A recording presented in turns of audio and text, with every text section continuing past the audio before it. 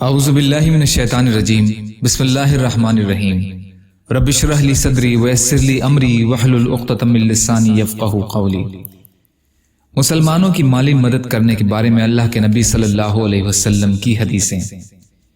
حضرت عبداللہ بن عمرو بن عاص رضی اللہ تعالی عنہ روایت کرتے ہیں کہ رسول اللہ صلی اللہ علیہ وسلم نے ارشاد فرمایا، جو شخص اپنے مسلمان بھائی کو پیٹ بھر کر کھانا کھلاتا ہے اور پانی پلاتا ہے، اللہ تعالیٰ اسے جہنم سے 7 خندقیں دور فرما دیتے ہیں۔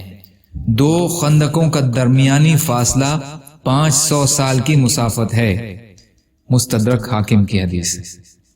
حضرت جابر بن عبداللہ رضی اللہ تعالی عنہ روایت کرتے ہیں کہ رسول اللہ صلی اللہ علیہ وسلم نے ارشاد فرمایا، بھوکے مسلمان کو کھانا کھلانا مغفرت کو واجب کرنے والا عمل ہے۔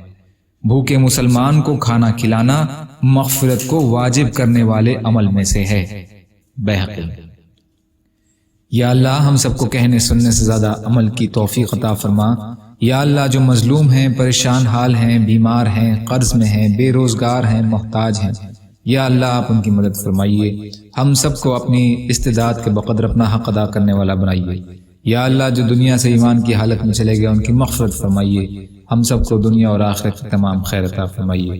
برحمتک یا ارحم الراحمین، لا الہ الا اللہ محمد رسول اللہ۔ السلام علیکم۔